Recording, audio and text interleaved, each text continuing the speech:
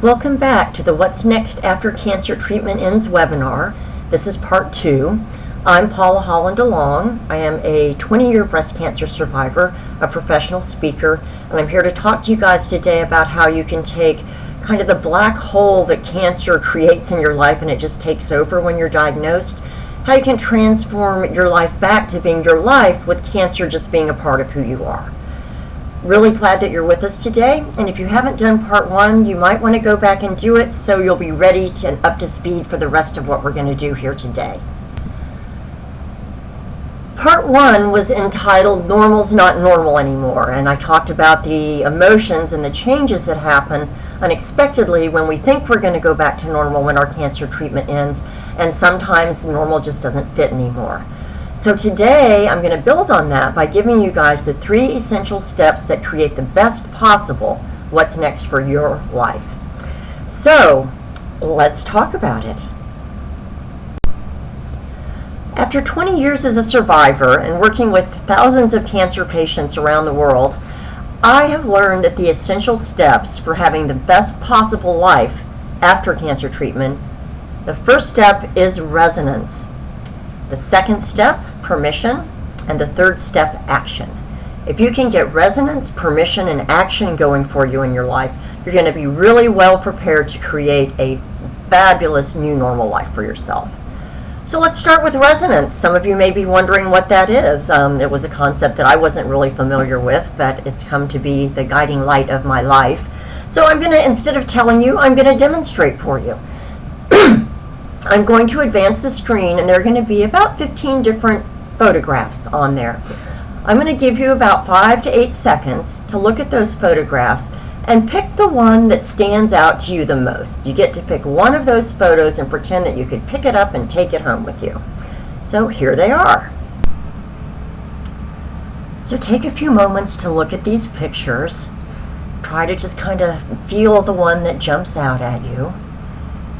And not using your head, but just going, I really like that one. Pick the one that's meant to be yours. Pretend that you're just going to pick it off the screen and take it home with you. Which of these pictures resonates with you the most? Have you picked one? Congratulations.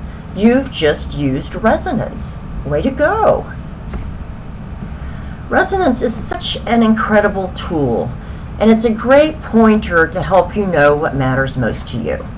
For example, let's say you've got a big event coming up and you're out shopping for the perfect outfit and you try on 5 different dresses and 4 of them look really great, but there's one of them that just you look at it and you go, oh, that's the one. That's resonance working in your life. When you go to look for a new place to live and you go in and out of 50 million apartments and 18,000 houses until you finally walk into that one place and you just know. Your brain's not telling you, but you just know. It just feels right. That's what resonance is all about. It's the signpost to get you to know what matters most to you. Because what matters most to you is the building block for this happier, healthier, more fabulous new normal life that you're going to end up creating for yourself. So let's go back to the movie visualization that we ended with in part 1. I asked you guys to do some journaling and think about what parts of your life really stood out for you. Which of the things in your past are the ones that resonated with you the most? And I know you've had some time to do the journaling, and now when you look back at it, what surprises you or what stood out about it? Are there any common themes? What did you learn about yourself? What resonated with you the most? And I ask this because the things that resonate are guideposts. For example, for me, I would have automatically picked the picture up there that had the cattails and the grass on it, because one of the things that I never expected to happen but did after I was ending treatment was I got into gardening. And it was like, it wasn't in, like my brain sat down and said, oh, you're going to go garden. It was just like all of a sudden I'm in Home Depot and I've got this cart of flowers there. So it's natural that that particular picture would resonate with me. If the themes in your visualization that stood out were things like that had a lot of people in them, or maybe specific people, that's probably a sign that your new normal life is going to include connection with people, maybe specific people that you saw. Perhaps in your visualization there was a lot of places or scenery, and that might indicate that travel might be in your future, or that there are some specific places in nature that would create the most healing for you. But those are ways that you can use resonance to start thinking about what's going to be best for you in your new normal life. And what resonated the most is definitely the starting point for your thinking and choices. I'd like to share with you some words from Hare-Lee, who responded to my question of what do you want cancer patients and survivors to know, having been there yourself. And she sent this information to be included in my book. She said, "My best advice is to take stock of your life after all the treatments end. Ask yourself, where do you want to go? Who do you want to be? With whom do you want your life filled?" These are tough questions, but after going through cancer, nothing is really that hard. The answers and implications may be different, but you have to look honestly at your life and take the reins. So I'd like to ask you guys, what do you want more of, less of, to be rid of, to add to your life?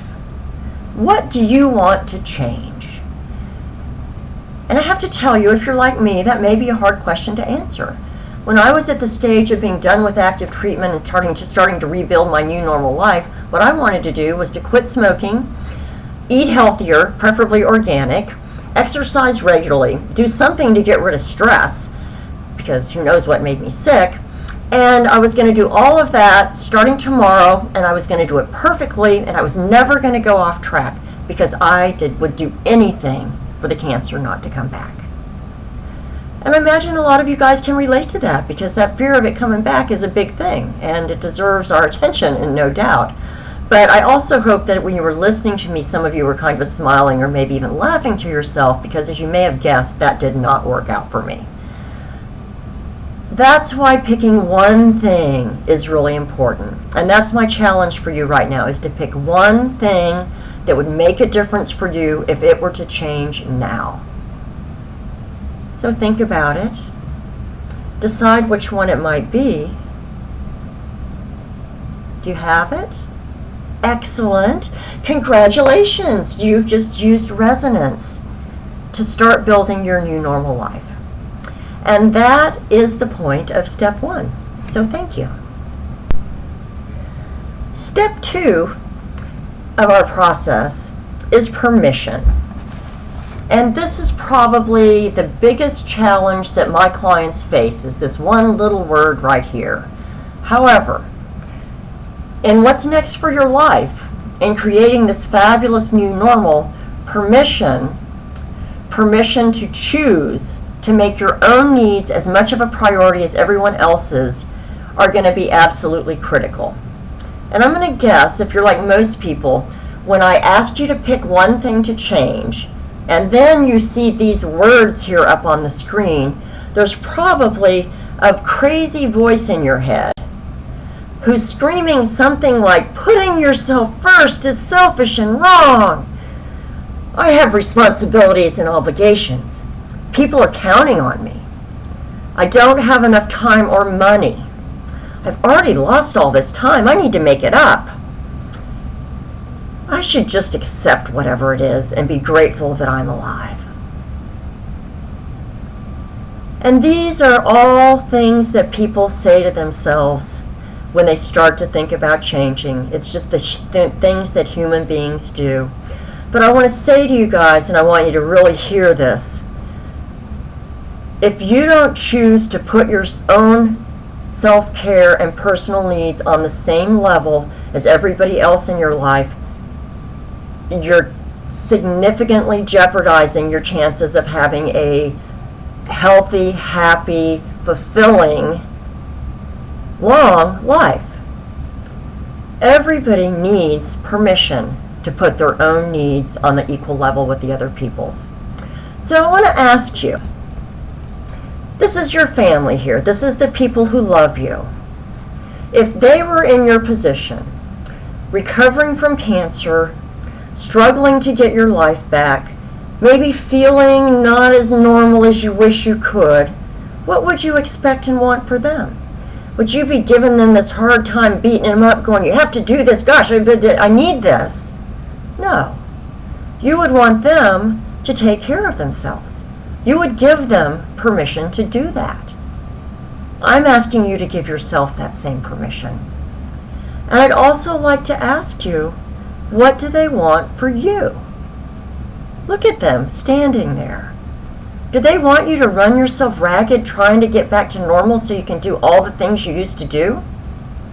Or do they want you to take care of yourself and get well so you can be there to grow with them for the rest of your life? And I have to tell you, sometimes they do want you to hurry up and get over it and do what you need to do. They want you to get back, and they're not really thinking a whole lot about that you may not be ready. But this is your opportunity to stand up for yourself and say, I know you want me to be better. I know you want me to be back to normal, and I do too. But to get there, I have to do this for myself. So that's what I want to challenge you guys to do, is to make that commitment to yourself. As we move from step 2 to step 3, I wanted to share with you another quote from my What's Next After Cancer Treatment Ends Life book from Ellen Jacobs, and she says, there is no going back, only finding that new normal. In many ways, cancer is a wake-up call that all is not right.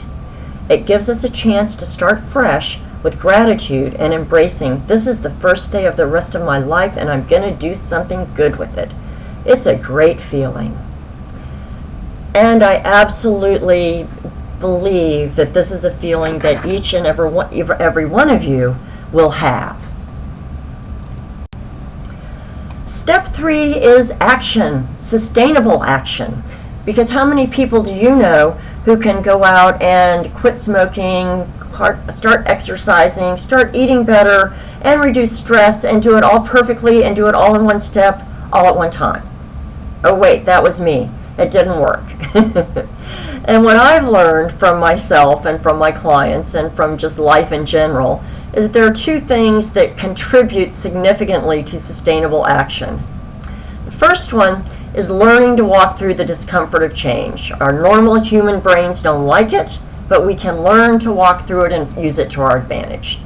The second thing is learning to consider success and celebrate success for each small step you take trying to get to where you go, instead of considering success only completion or perfection, which is exactly what I used to do. It seems like the goal of life balance is something that appears to be a solution for us at this point in time. That somehow we can balance fun and recreation and money and family and health and well-being and career and growth into this perfectly shaped pie with all the pieces equal, and if we can somehow make that happen, that we're going to be healthy, happy, we're going to have achieved our goal. And I have to tell you guys that that is not true, and it just doesn't work. Nobody will ever have perfectly sliced pies. Some of us don't even like pie. What I have learned, the real definition of balance and what we're really looking for to create in our lives, is a life in which we feel nourished more than we feel depleted. If we feel nourished most of the time, we are able to make choices and do things that keep building on our health and sustaining our well-being. If we're depleted all the time, we're constantly sucking away, and as we get eventually depleted enough that we get sick. And that is definitely not what we want to have happening going forward. I think you guys will agree with me on that. Here's the good news. Learning to change is like building a muscle. Just like you go to the gym and the first time it hurts and the second time it gets better, and after a while all of a sudden you're going, whoa, look at my abs. You know, it's a process. And I want you to really hold on to this image of, you know, every time you are trying, whether you fail or whether you don't, You're building the muscle, and that, my friends, is part of the success that I want you to celebrate.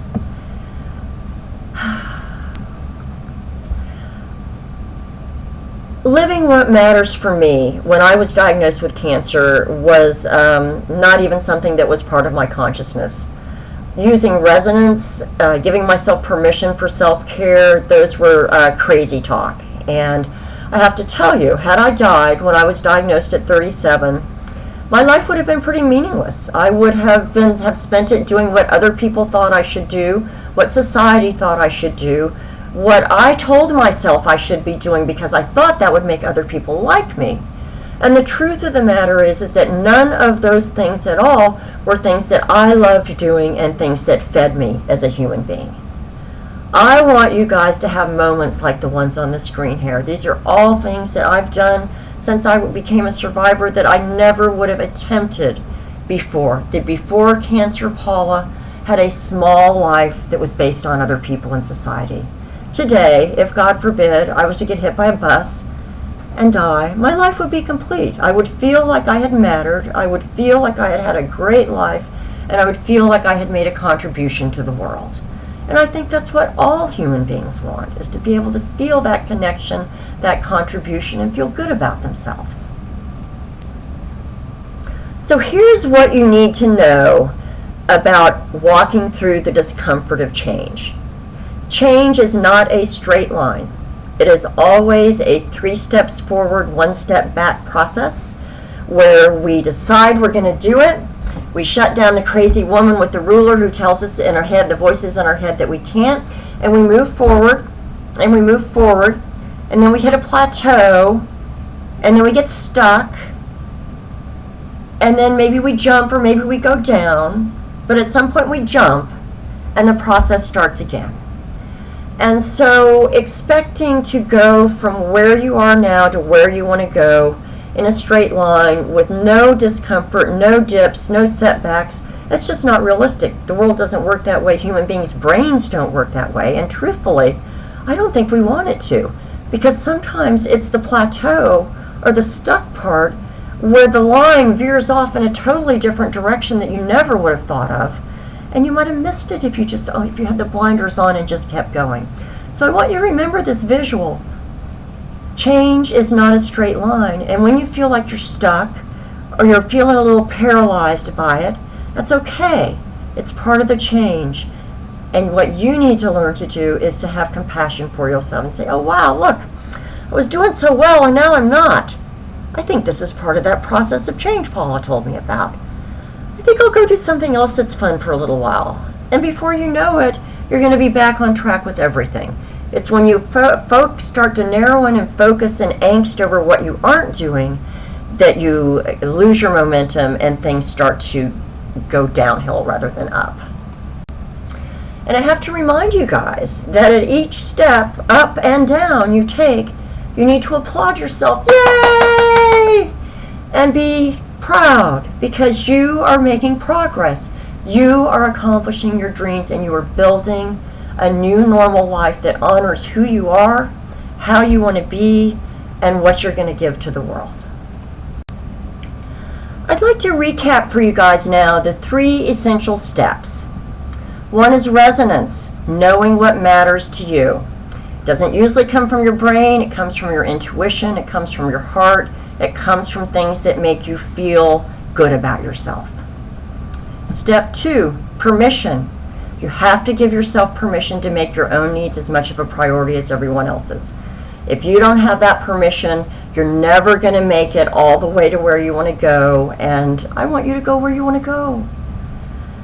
Last but not least, sustainable action, probably the second most difficult part after permission. Accepting the discomfort as part of the process, loving yourself when you're not making progress, and celebrating each small step as success. These are the things that are going to build a fabulously wonderful new life for you. And if you happen to be thinking that there's no way you can do this, I just want to remind you that if you can do cancer, you can do anything. That's my belief, that's my story, and I'm sticking to it.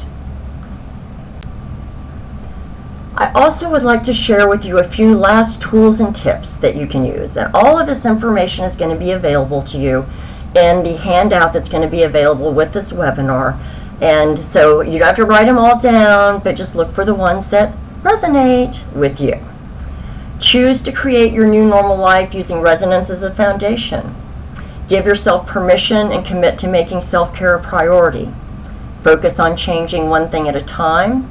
Know where you are in the 3-step forward, 1-step back process of change. Learn to set boundaries and say no. Practice daily gratitude and self-care. Create your own support structure. Celebrate each small step as a success and be willing to step outside of your comfort zone. I'd also like to let you guys know that if what we've been talking about in this 2-part webinar resonate with you, you might want to check out my What's Next After Cancer Treatment Ends Life book. It's a guided journal that will take you through the process that I do with my clients to help get you grounded in who you are and what you want to stand for, and to get going in creating that new normal life that is based on what matters most to you. You can find it on my website at whatsnextformylife.com. I'd like to close with these words from the Life book, supplied by Claudia. The uncertainty of tomorrow is what can inspire you to appreciate the here and now. Take a look at all the things you put aside until tomorrow. Call your mom or dad. Make amends with an estranged friend. Spend a long moment holding your child and visualizing every turn in his or her face. Make time to take care of yourself. Tomorrow is another day, but there is no better moment than today to start living. And that's what I want for each and every one of you. I want you to have the opportunity to live fully today, because we all know that there's no promise of tomorrow. Thank you so much for being part of the life of this webinar. I've enjoyed spending the time with you. And if you would like to learn more or talk with me at all, you can reach me. Here's my contact information. Y'all have a great, great rest of the day.